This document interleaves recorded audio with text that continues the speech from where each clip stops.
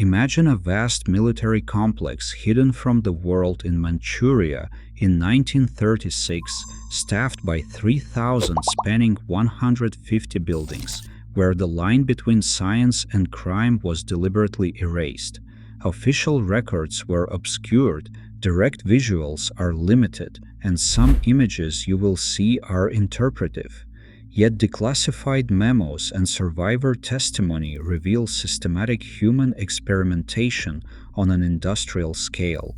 How did respected doctors and generals become architects of suffering, and what allowed these secrets to remain buried for decades? This is the reality behind a story you thought you knew, but the real consequences have barely surfaced. In 1936, under the direction of microbiologist General Shiro Ishii, the Imperial Japanese Army established a sprawling research facility near Harbin in occupied Manchuria. This site, known as Unit 731, operated as a self-contained military scientific complex with over 150 buildings spread across several acres. The compound included laboratories, barracks, workshops, and crematoria, all surrounded by high fences and guarded by armed patrols. Officially, its purpose was water purification and disease prevention, but its true activities were concealed behind layers of code and secrecy. Unit 731's staff numbered around 3,000 scientists, doctors, engineers, and military officers, each assigned specific roles in research, logistics, or security. The workforce included some of Japan's most respected medical graduates, handpicked by Shiro Ishii himself. At full capacity, the facility could detain up to 600 prisoners at a time, held in isolated cell blocks and processed through strict protocols designed to minimize outside contact. Prisoners arrived in guarded convoys, their identities erased and replaced with numbers. Inside the unit, they were referred to as Maruta, a term chosen to strip away any trace of individuality or humanity. Staff used this language in official documents, daily conversation, and even in tallying deaths. Questions like how many logs fell today became routine.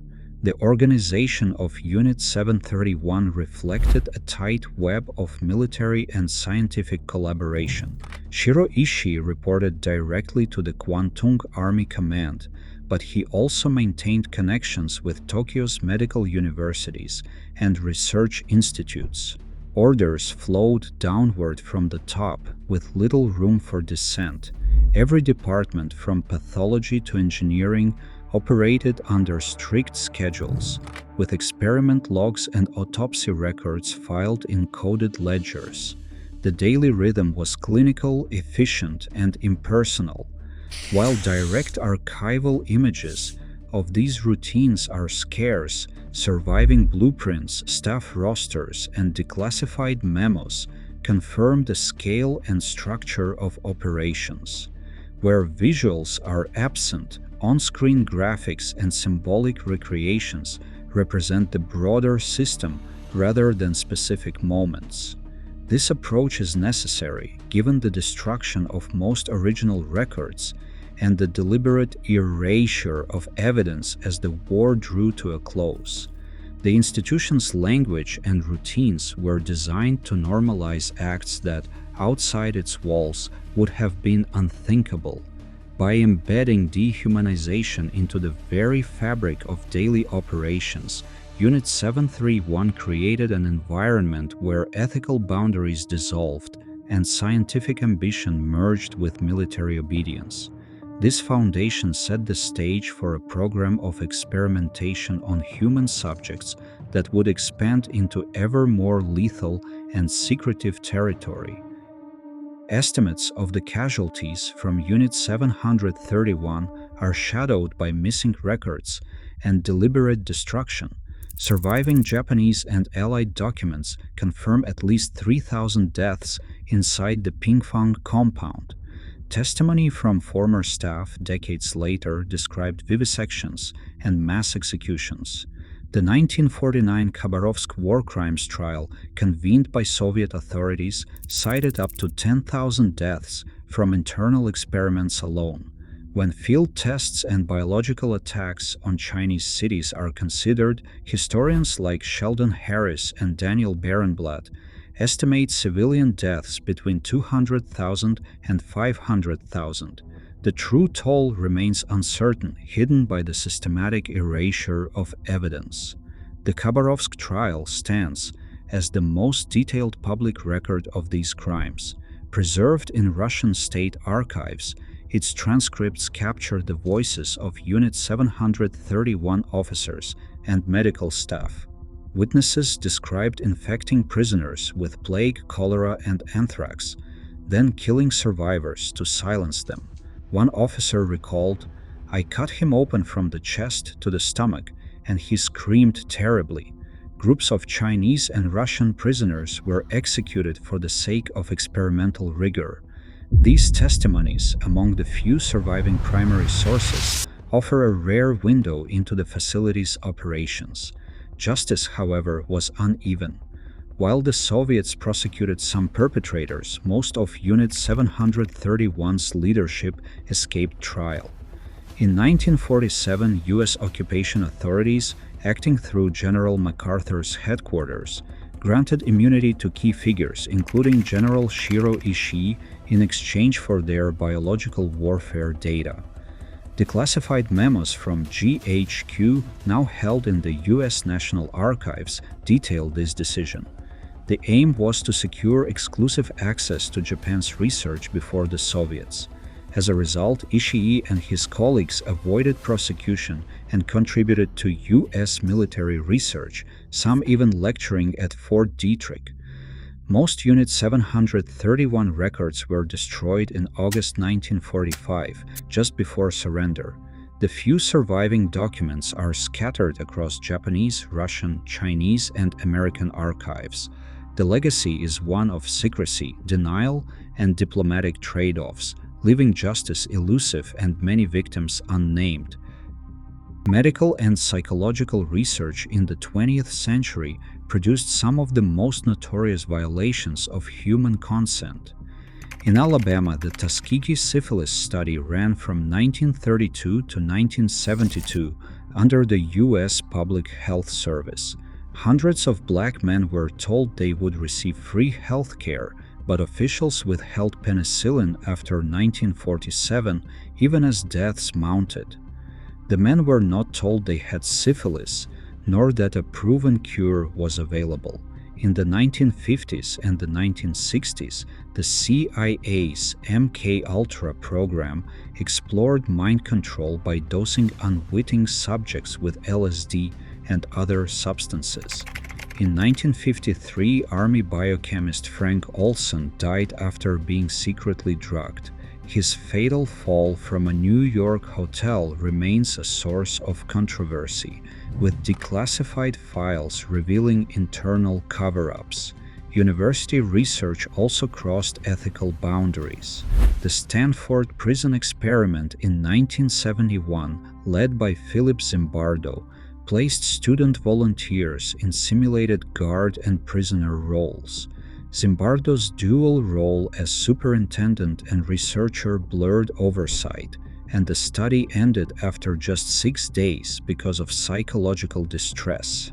A decade earlier, Stanley Milgram's obedience experiments at Yale found that 65% of participants would deliver what they believed were fatal shocks to others, simply because an authority figure told them to continue. Many of these cases lack direct visual documentation. Where original footage is missing, on-screen graphics and symbolic recreations are used to represent the broader processes and institutional settings. These examples, spanning public health, intelligence agencies, and universities, reveal how diverse institutions exploited trust and authority, often at the expense of the most vulnerable. Children living in state-run orphanages have often found themselves at the center of experiments designed to test the limits of psychological and physiological endurance. In 1939, researchers at the University of Iowa selected 22 children from the Iowa Soldiers' Orphans Home for what became known as the Monster Study. Half the children were subjected to months of negative speech reinforcement, constant criticism, shaming, and the suggestion that they were defective. Many developed lifelong stutters and anxiety, with adult survivors later describing persistent shame and social withdrawal. No informed consent was obtained, and the orphans' vulnerability made resistance impossible. Institutional settings provided similar cover for chemical and radiation exposure studies. In the 1960s, prisoners at Holmesburg Prison in Pennsylvania were dosed with dioxin and other toxins to test the effects of industrial chemicals.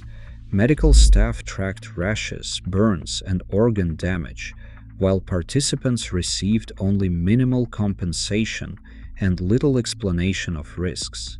During the 1950s, children at the Fernald State School in Massachusetts were fed radioactive tracers mixed into their breakfast cereal, part of a nutrition study funded by government agencies and private companies. Parents and children were not told about the radiation. Psychological conditioning also unfolded behind closed doors. At Anna State Hospital in Illinois, a token economy program rewarded psychiatric patients with tokens for hygiene or compliance, which could be exchanged for food or privileges. While some behaviors improved on paper, the system reinforced institutional control and failed to prepare patients for life beyond the hospital.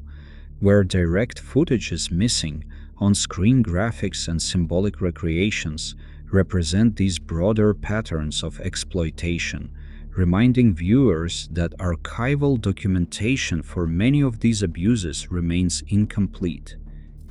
In 1947, a panel of judges and physicians at the Nuremberg trials delivered a new standard for medical research. Their ruling set down a single uncompromising principle: the voluntary consent of the human subject is absolutely essential. This meant that no experiment could proceed unless the participant fully understood the risks, had the freedom to say no, and gave their agreement without force or deception. The code made clear that the interests of science or the state could never justify overriding an individual's autonomy. While this doctrine was drafted in response to Nazi atrocities, it became the first global benchmark for research ethics. Its core clause, documented informed consent, remains the foundation against which all later experiments are measured. Many later abuses, including those discussed here, ignored or bypassed this principle. Where direct archival images of the Nuremberg Code are missing, on-screen graphics and recreations represent its legacy as an ethical yardstick, not as a literal historical scene. In 1974, Congress established the first nationwide requirement for independent ethical review of human research, mandating that all federally funded studies undergo scrutiny by institutional review boards. This marked a significant step toward protecting participants from abuse and ensuring informed consent. Yet the law carved out a classified research exemption, allowing certain government projects to bypass public oversight in the name of national security.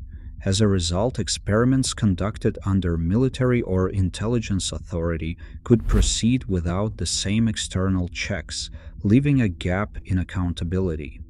Today, this loophole remains a source of debate, especially as new forms of biological and psychological research raise concerns about dual-use research, which can be applied for both medical benefit and weapons development.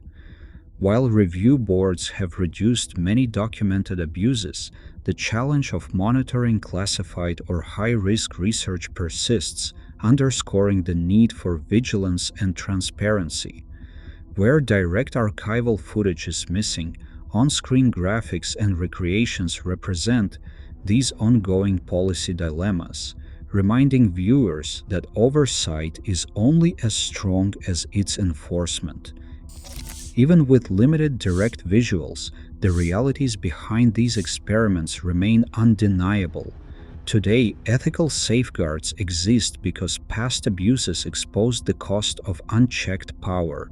Transparency and vigilance are not optional, they are the only way to prevent history from repeating itself. Thanks for watching and stay critical.